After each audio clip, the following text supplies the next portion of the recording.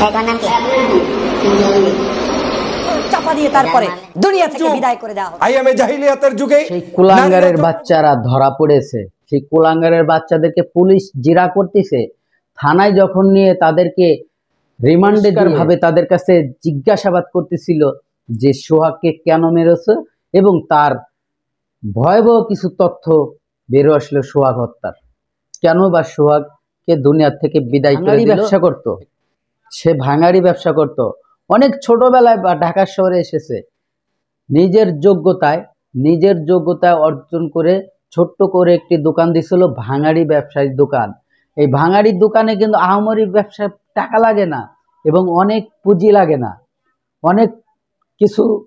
সেই ভাঙাড়ি ব্যবসায়ীর কাছে তারা 2 লক্ষ টাকা চাঁদা দাবি করেছে। টাকা কি মুয়া, মামার বাড়ির মুয়া, চাইলেই পাওয়া যাবে।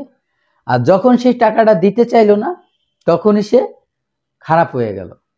আর সে প্রতিবাদ করতে জানতো, সে প্রতিবাদ করতেছিল। সোহাগকে একদিনই মারে নেই, সোহাগকে অনেকবার তারা ধমকাইছে এবং অনেকবার আলটিমেটাম দিছে। কথাও বলেছে, তুমি যদি টাকা না দাও, দোকান না ছেড়ে দাও, তাহলে তোমার ভয়াবহ পরিণত হবে। সোহাগ যদি সেই সময় পুলিশে কমপ্লেন করত এবং এলাকার লোকজনের সাথে পরামর্শ করত, হয়তো এই হতাহত দিনগুলো সোহাগ ভাই দেখতে হতো না।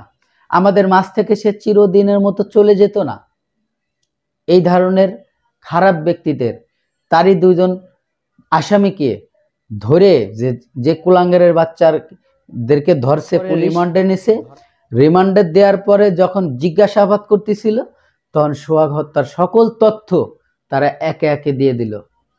এবং আমরা যারা সাধারণ জনগণ আছি, এই তথ্যগুলো জানার পরে কেউ সুস্থ হয়ে থাকতে পারবেন না। কিসের জন্য তাকে দুনিয়া থেকে বিদায় করে দিল? কি ভুল ছিল তার? কি অপরাধ ছিল তার? শুধু কি টাকা চাঁদা? না, চাঁদার পিছনে আরো অনেকগুলো কারণ ছিল। আপনার কাছে যখন আপনার পকেটের টাকা নিয়ে যাবে, আপনার পকেটের টাকা নেয়ার পরে আপনি যেটাতে ইনকাম করবেন, যেটা আপনার ইনকামের সোর্স, সেটা যদি আপনার থেকে ছিনিয়ে নেয়, তখন কি আপনি দিতে চাবেন? পৃথিবীতে হয়তো বাঁচবো না, কিন্তু তাকে দেব না। এরকমেরই ঘটনা ঘটেছিল এই সোহাগ ভাইয়ের সাথে। ব্যবসায়ী সোহাগ ভাই ভাঙাড়ি বিক্রি করে সে তার জীবনযাপন চালাতো, তার সংসার চালাতো। সে কারোর কাছ থেকে কোনো ব্যাংকের থেকে 200 কোটি টাকা লোন নেয় নাই। সে মানুষের টাকা দিয়ে ব্যবসা করে না। সে বড় বিজনেস না যে তার কাছে 5 লাখ টাকা চাইলেই সে দিয়ে দিবে। আর কেন চাঁদার টাকা দিতে হবে? 200, 500, 1000 টাকা হয়, সেটা দেওয়া যায়। একসাথে 2 লক্ষ টাকা চেয়েছিল এবং সাথে তার দোকানটাও চেয়েছিল। তখন গাছও খাবে, সে গাছও নিবে, গাছের ফলও খাবে। এই ধরনের ঘটনা যখন ঘটছে, তখন সে বাধ্য হয়েছে যে প্রয়োজনে দুনিয়ার থেকে বিদায় হয়ে যাব, তবু তাদেরকে টাকাও দেব না, আমার ব্যবসা প্রতিষ্ঠানও দেব না। যখন এই জিদ সোহাগ ভাই করলো, তখনই এই ঘটনাটি ঘটলো। আর সে জানতো যে আমার ব্যবসায়ী ভাইরা, আমার আশেপাশে যারা আছে, যারা আমাকে দেখতেছে, তারা আমাকে বাঁচাবে। কিন্তু তার জীবনের বড় সবচেয়ে দুর্ভাগ্য, যাদের উপরে ভরসা করেছিল, তারা হয়তো একটুল পরিমাণ সাপোর্ট তাকে দেয় নাই, চুল পরিমাণ তাকে বাঁচানোর চেষ্টা করে নাই। যদি তাকে বাঁচানোর চেষ্টা করতো, হয়তো বা সে বেঁচে যেত। অনেকেই বলছে তার হায়াত নাই, তা মারা গেছে। না, তার হায়াত ছিল।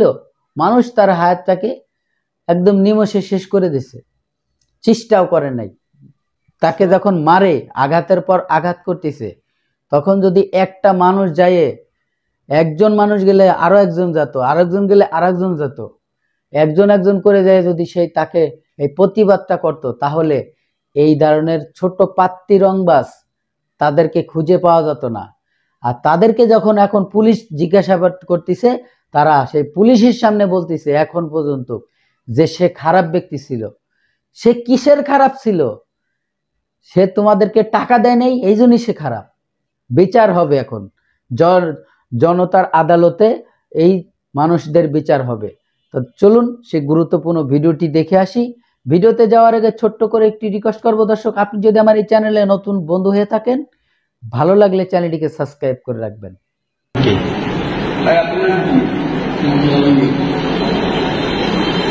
পাথর চাপা দিয়ে তারপরে দুনিয়া থেকে বিদায় করে দেওয়া হচ্ছে। এ কোন যুগ? আইয়ামে জাহিলিয়াতের যুগে নারীরা জন্মগ্রহণ করলে যেভাবে পিতা তার সন্তানকে জীবন্ত কবর দিয়ে বিভিন্ন